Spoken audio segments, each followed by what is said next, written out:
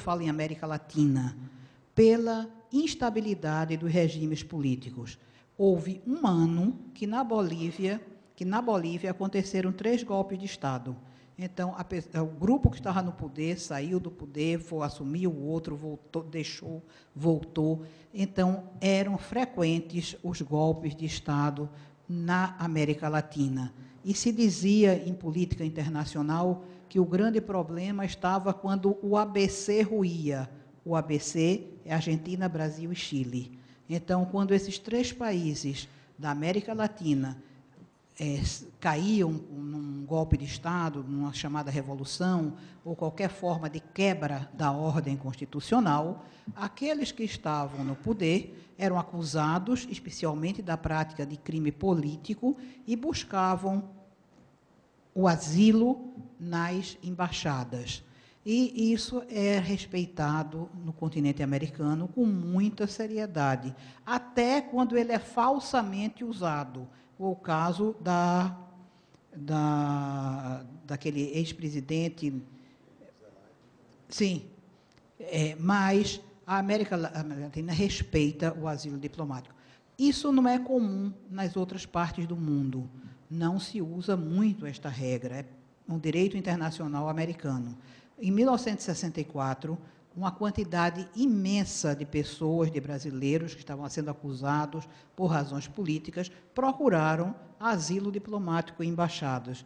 Houve um caso paradigmático que a pessoa conseguiu chegar no terreno que era da futura embaixada da então Iugoslávia, e ali parava a atuação do poder de polícia, do poder público, para conseguir aquela pessoa. A Grã-Bretanha não está dentro, obviamente, dentro da América Latina, e essa regra não é do seu direito. Todavia, há uma outra regra, que é da imunidade da embaixada.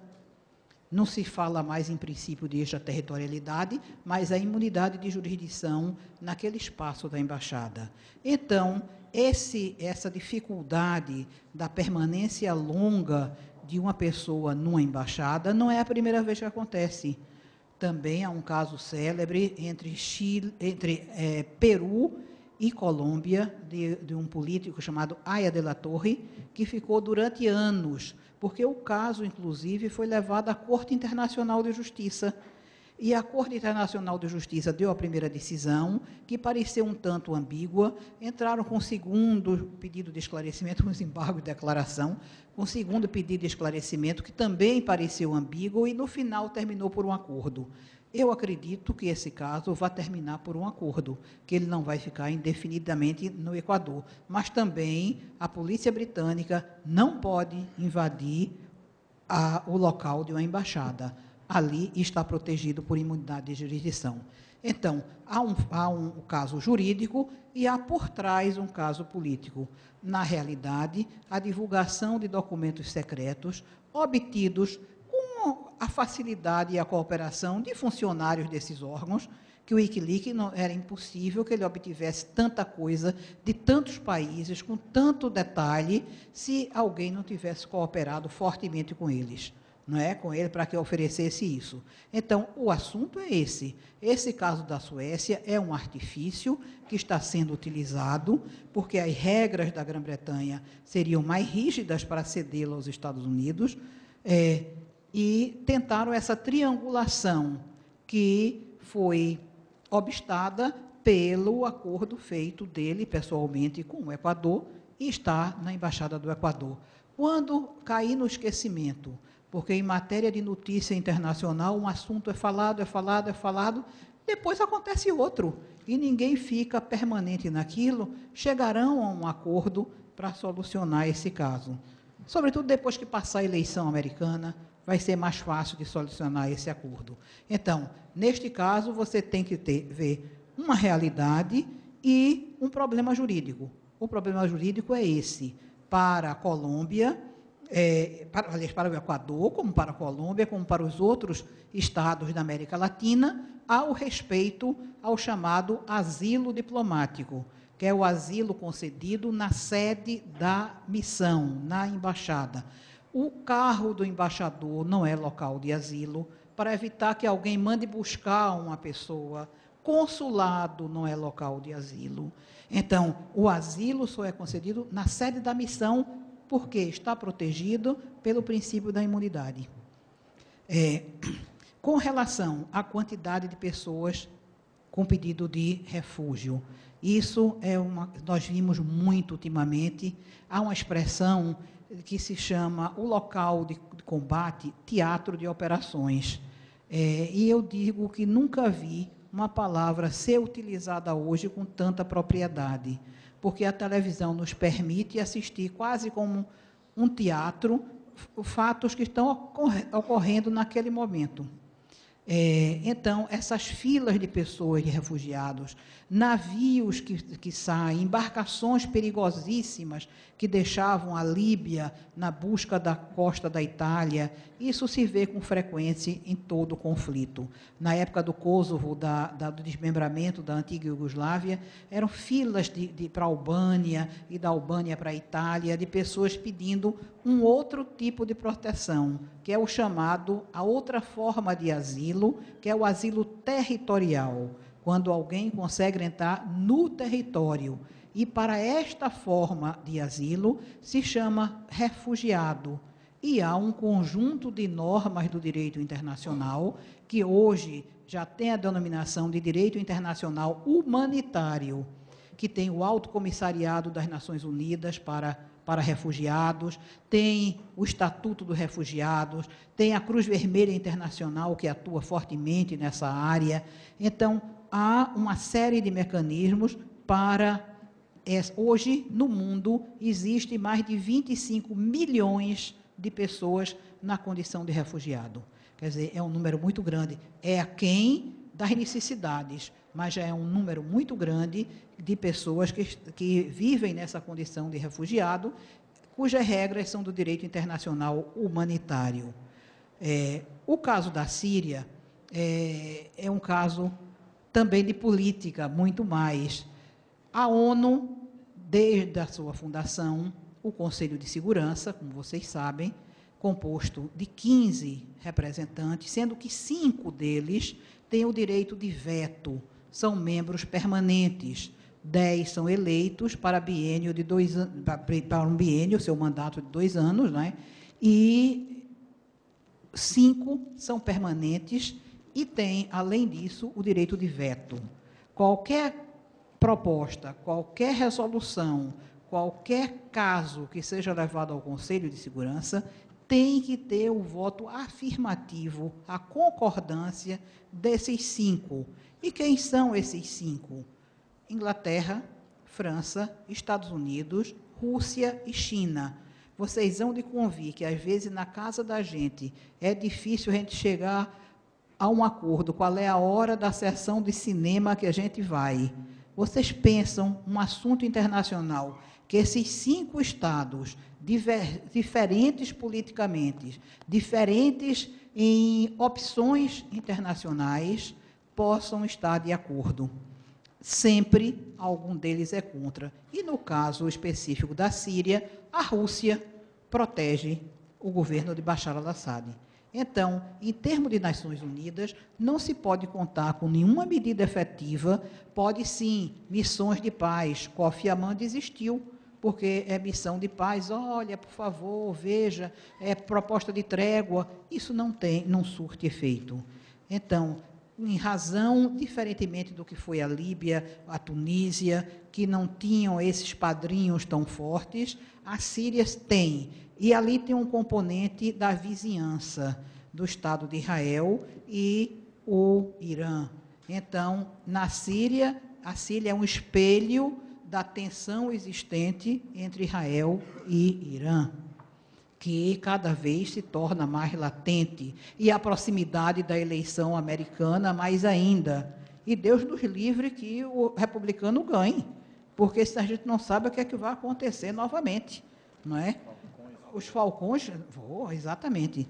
Então, essa situação na Líbia eu não vejo um fim próximo, lamentavelmente não, porque tem forças externas que estão fortemente atuando nesse território. Enquanto isso, a maior vítima de tudo é a população civil, que não tem nada a ver com conflito, que são pessoas comuns como nós, são professores, são comerciantes, são donas de casa, são pessoas, estudantes, que estão perdendo a vida, perdendo os seus bens, perdendo tudo em razão de um conflito que sequer é deles, que é externo.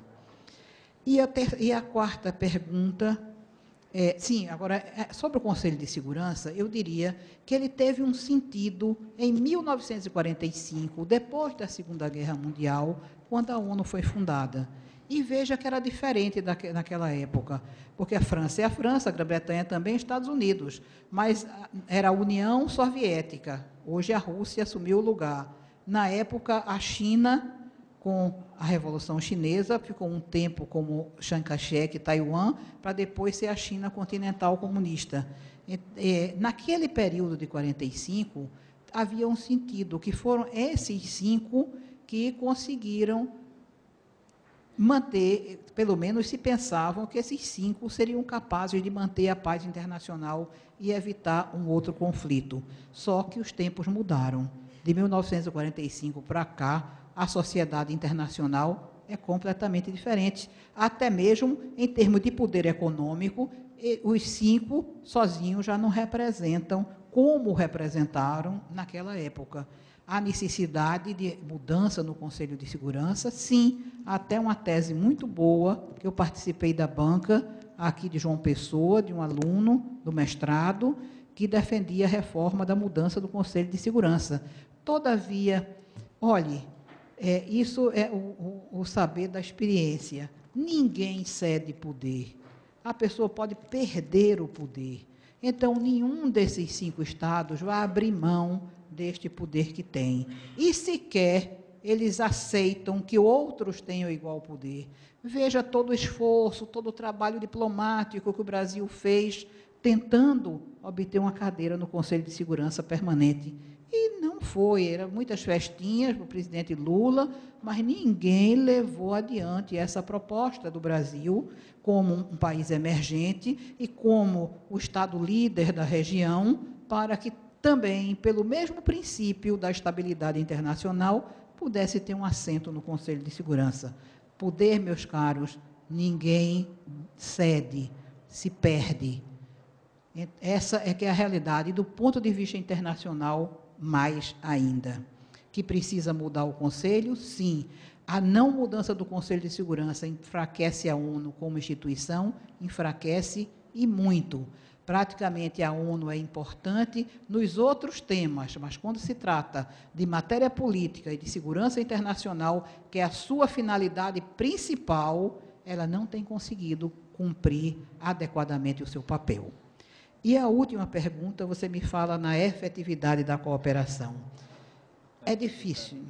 Do direito penal. Na efetividade do direito penal, sem a observância ao princípio da cooperação, já que não temos uma justiça supranacional. Não temos uma justiça supranacional. Por isso é que eu digo que o que nós chamamos de direito penal internacional, se torna mais relevante, mais importante para o mundo de hoje do que o direito internacional penal, que seria o crescimento de uma justiça penal supranacional, digamos assim, como é o caso do Tribunal Penal Internacional. O Tribunal Penal Internacional só tem sendo julgados ex-dirigentes de países africanos.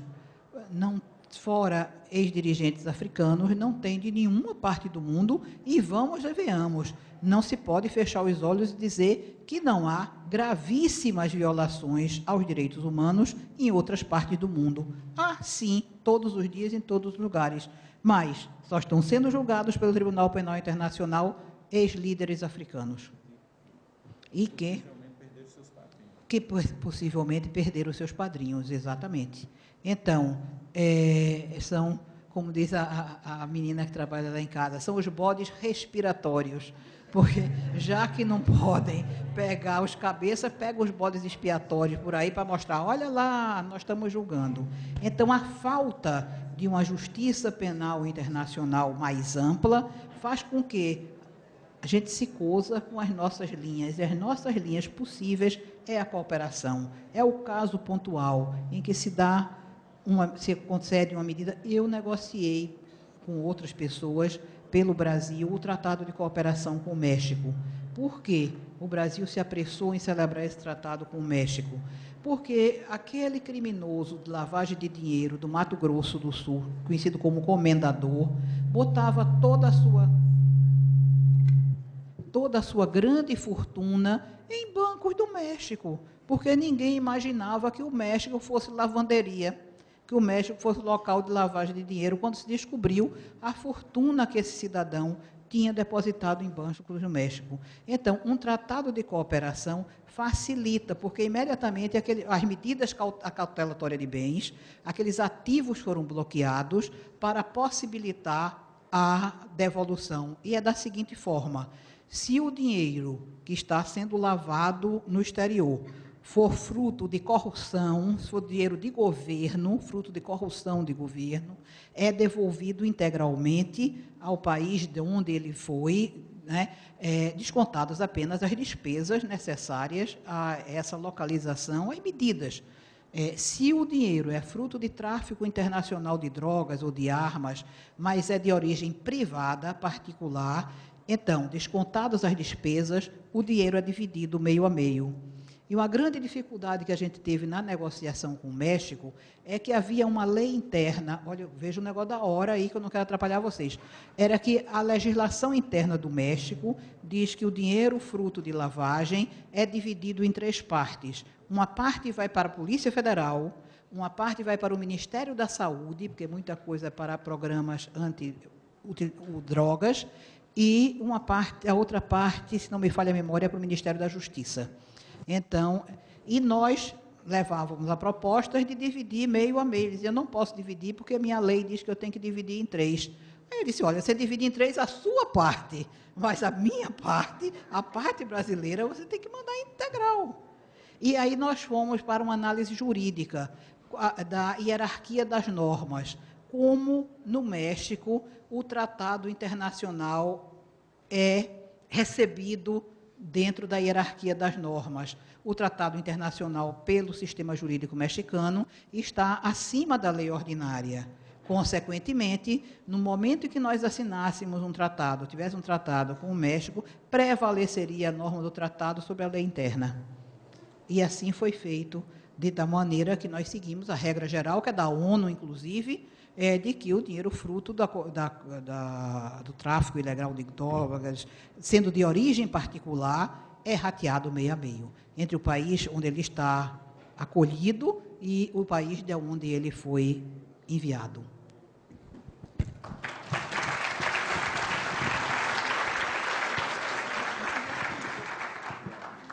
Agradecemos a explicação da doutora Margarida Cantarelli. Passo a palavra agora ao colega Valberto Azevedo, que vai dar um aviso. Obrigado e mais uma vez parabéns, desembargadora. E não se preocupe com o tempo, porque ele milita em favor dos alunos que estão ouvindo suas excelentes considerações. Enfim, pessoal, agradecer mais uma vez ao doutor Bruno Azevedo, doutor Valberto Azevedo, pelo participar dos trabalhos da mesa, e especialmente, agradecimento especial à desembargadora doutora Margarida Cantarelli, por aceitar o convite deste evento.